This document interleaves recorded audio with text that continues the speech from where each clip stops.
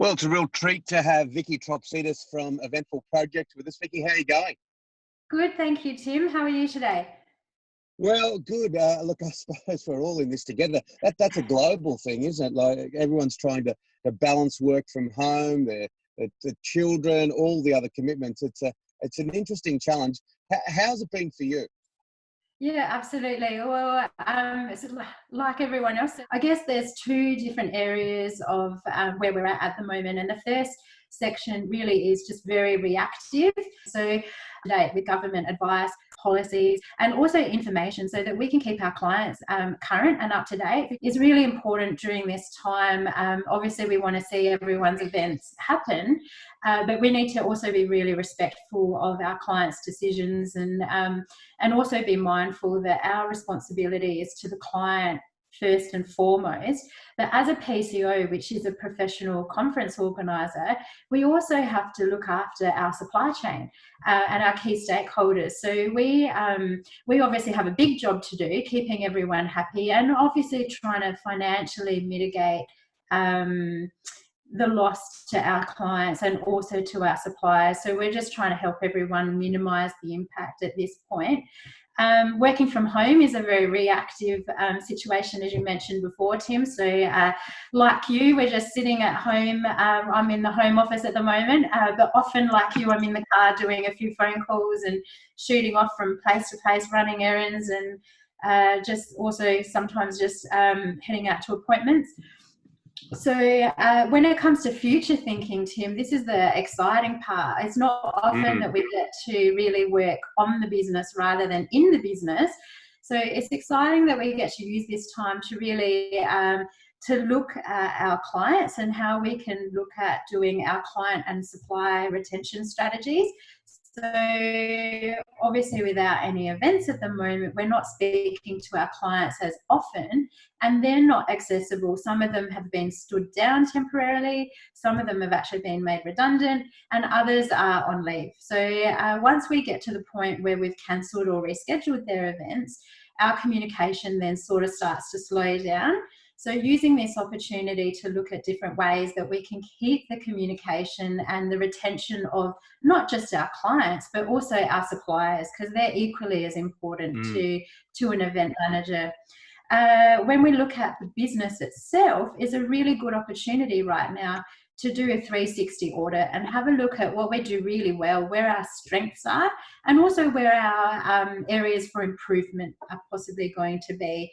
And so having a look at these two areas and looking at strategies and implementation so that we can amplify both strengths and shortfalls. So that's the sort of where we're finding ourselves at the moment, sitting in between two camps, the reactive and also the future thinking. It's an interesting place to be. Look, a lot of my work since I left Channel 9 has been event work as well. So, you know, when you can only have two people in a room, that means a lot of events don't take place. Exactly. You've also got to juggle the money coming in and out, don't you? As a business owner, it's challenging. You want to get everything right. You want to get every duck in line, but you've also got to be thinking about your own financial position. Absolutely. And as a PCO, a professional conference organizer, we find ourselves managing a lot of money for our clients and their events. And often we hold a lot of the ticket income and redistribute it to suppliers, and we hand over the profit back to the customer. We have to pay the GST and the income tax. So there's a lot of different areas when it comes to the money.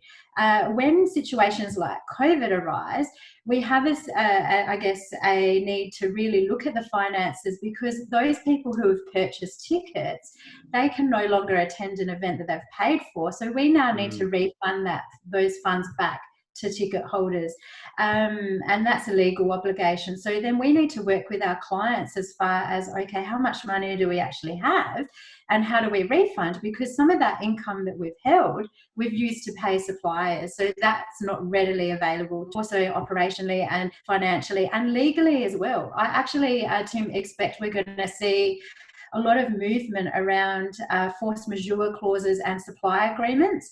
I know that through this process, we currently have our legal counsel just going through our supply agreements, not just to protect our business, but also to protect clients as well. Because the one thing I have found going through contracts at this point is they're not specific to pandemics. So there's a lot of loopholes, and where we find ourselves at the moment is no one is really obligated to refund anything because it's all out of our control. The government has given specific instructions and restrictions.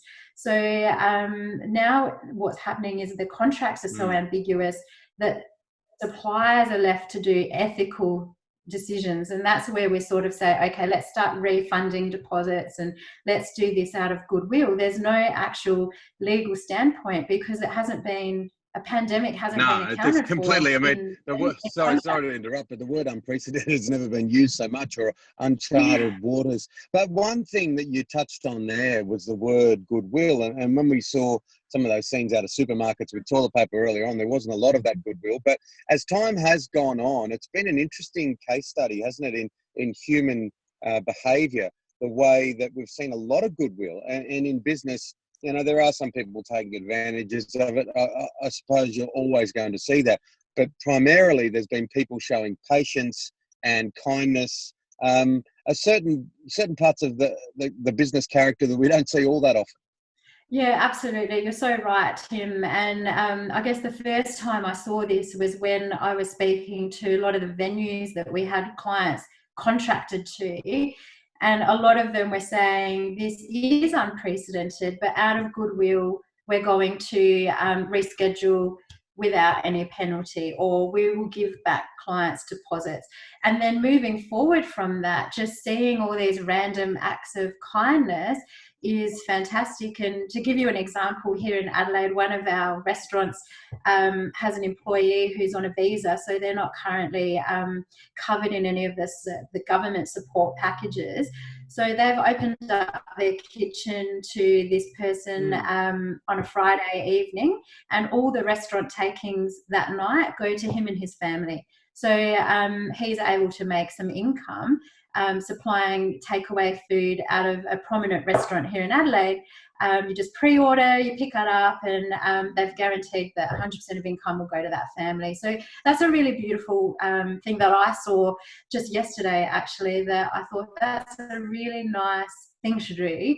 And hopefully we start to see a lot of other people in our community supporting other international students or people who have been on visas, or even just simply, Tim, people who haven't been able to receive any benefit from the government because they don't really qualify for JobKeeper or Job Seeker grants. Yeah, exactly. And look, you've travelled all around the world, worked all around the world in this space. Sometimes when things go quiet, it's your greatest test, and your behaviour can dictate how you're going to go when things get good again as well. You know, like the way that you treat people now can really reflect, I'm speaking purely business now. Yeah, absolutely. It's funny you say that, Tim, because only yesterday I was thinking to myself that this whole situation just proves how important relationships are, because without the relationships you have with your clients, your suppliers, and just people in general, your customers can move around anywhere. So once COVID sort of passes and we restore back to normal, your customers have free will and choice to go anywhere and buy anything from anyone. So really, at the end of the day, the relationships you have will ensure that those customers come back. And that's not just the event industry, that's all industries. If there's some sort of connection, loyalty there, brand advocacy, which is all built through relationships, then that will show that a business will stand through the test of time. So I really believe that those organisations and those people that don't value consumer loyalty or consumer relationships, or find that it's a waste of time, are probably going to find now that their sales or their business will be suffering. And I guess those businesses that are only new, it's also really challenging because you haven't had the opportunity to build that.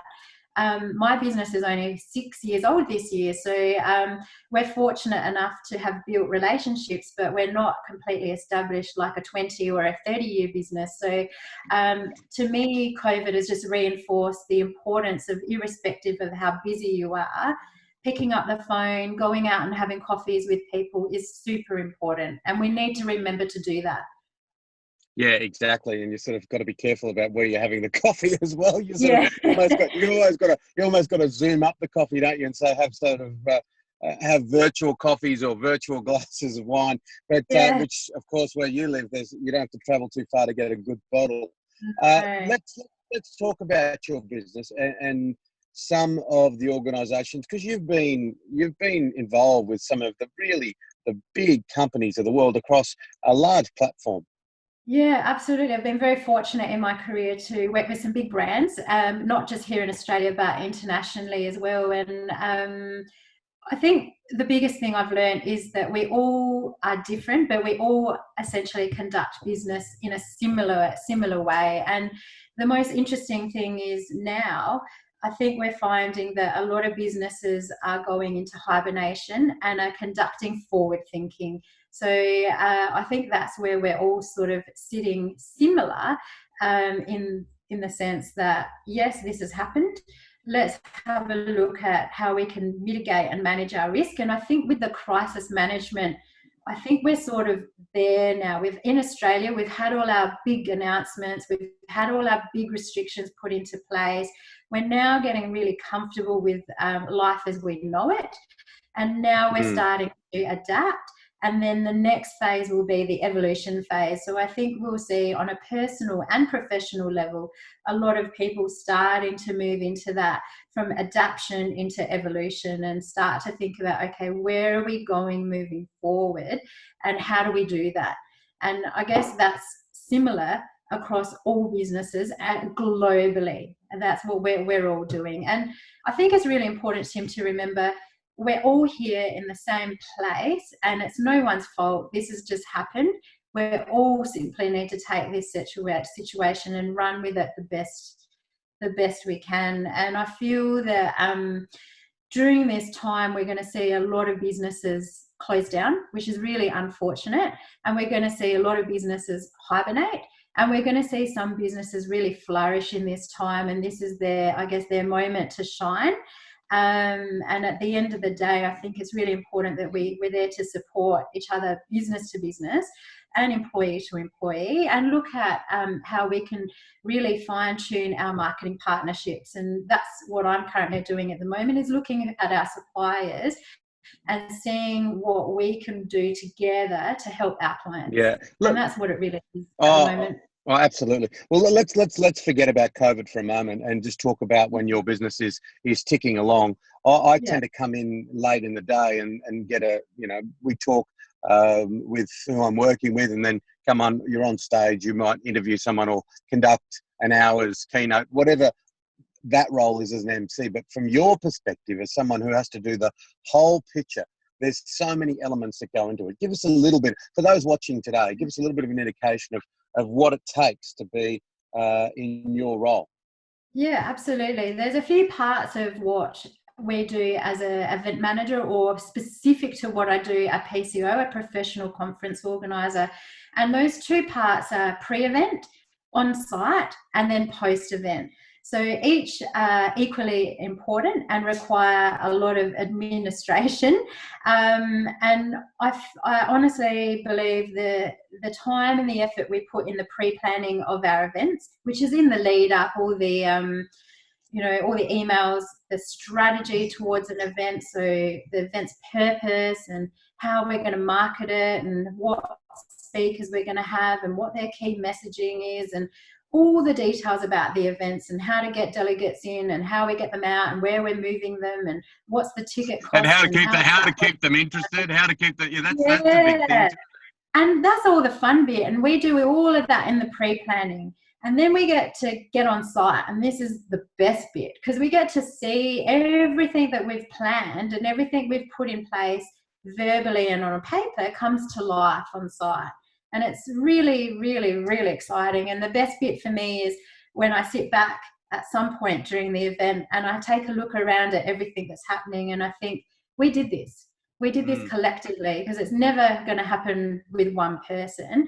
But I just love that moment when I'm watching everyone so absorbed in the event and just completely enthralled in what's going on. And more importantly, when they're talking to other people and you can hear what they've taken away from the event, and when you can hear the implementing call to actions that we've put in place, that's amazing. And then when we leave the event and we come back to the office, this is also equally as exciting, is the post-event stuff. So we get to wrap it up, but also we get to look at why our event was a success, and did we make budget? Why did we make budget? Why were we successful?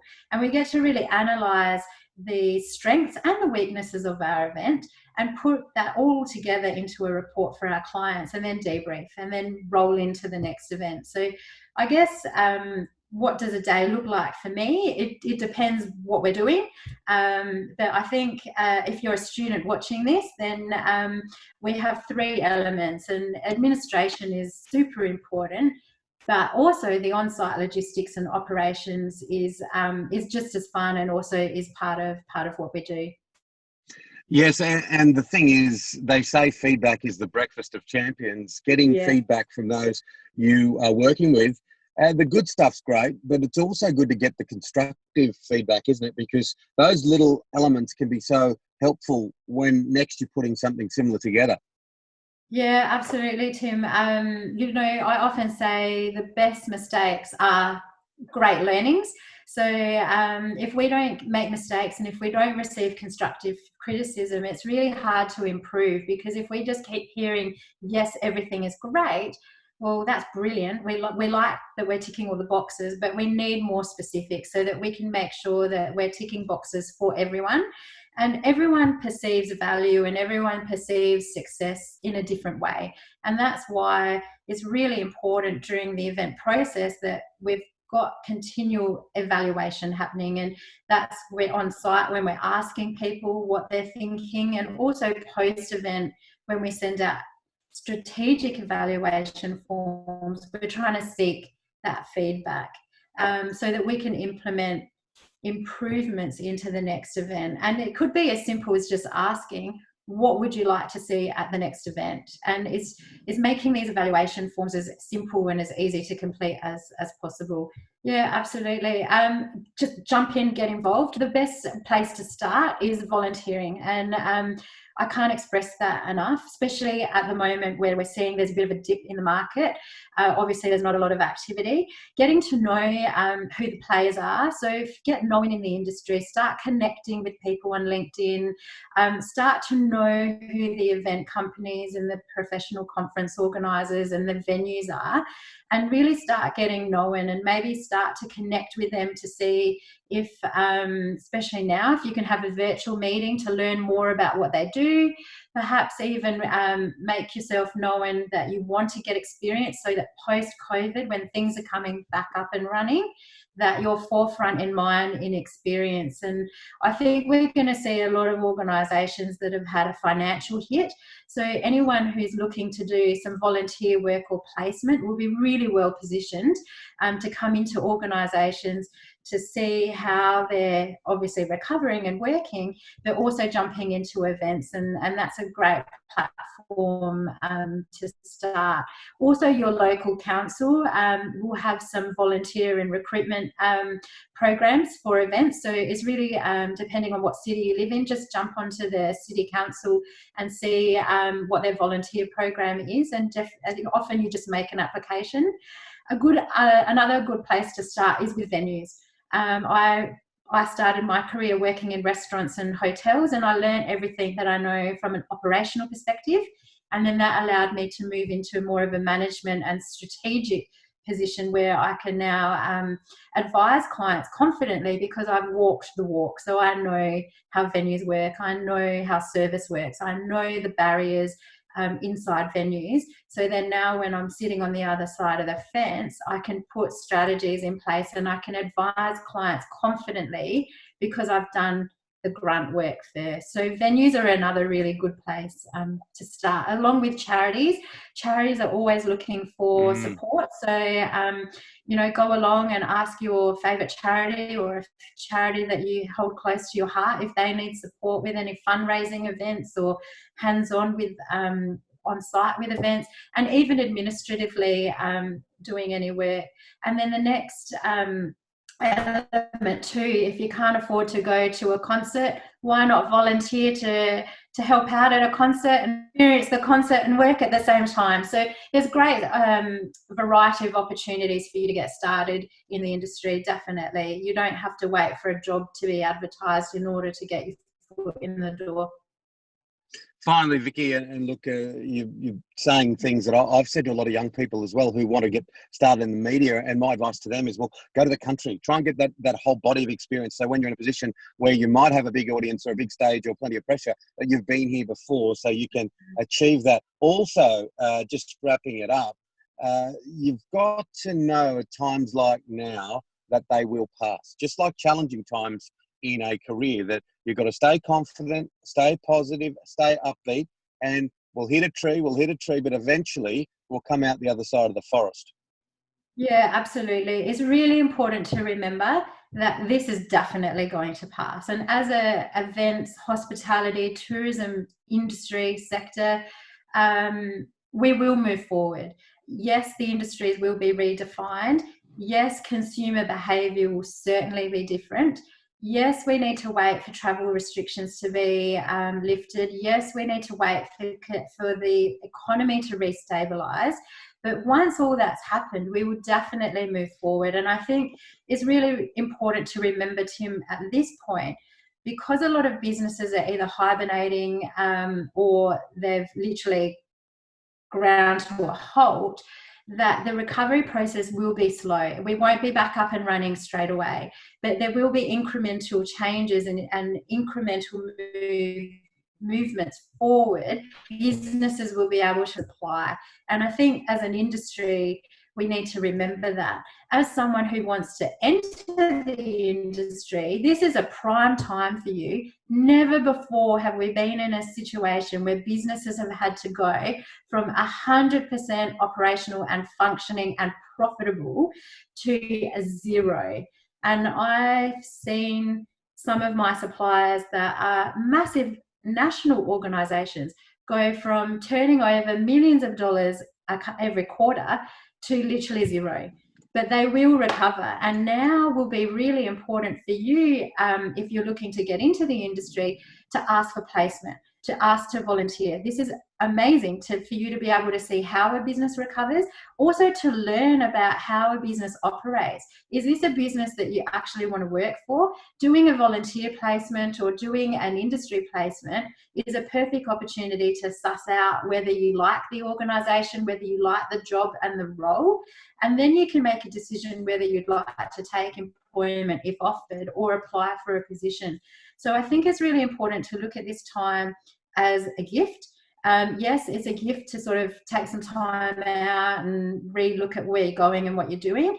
But as someone who wants to enter the industry, or someone who maybe is in the start of their career within industry, this is a perfect time to be strategic and start winding up, get connected, start looking at businesses that you would like to work for, or start connecting now, plant the seed basis for now. But guess what? Once these businesses are operational and ready, you're there, you're working, they've tried and tested you. So guess who will be offered a position when they're ready to take full-time staff? So I think it's really important as a student, as someone who's just entered the industry, don't be disheartened right now. This is a perfect opportunity for you. I couldn't imagine the conditions to be any better for anyone starting in our sectors right now. Exactly. And as you say, you need to be agile, you need to be nimble. Look, today I've had to do this from the car because as we self-isolate with 3 young children, I couldn't take the risk of trying to find a safe environment in the house. But at least here we've got a studio-like sound. And look, Vicky Troptsidis from Eventful Management. Look, it's been great to talk to you, and all the very best going forward. And I'm sure that those watching today have got a bit of insight into how inspiration meets perspiration, and that's where success lies. Thank you so much, Tim. It's been so good speaking to you, and yeah, just exciting for what comes ahead, actually. So thank you so much for your time.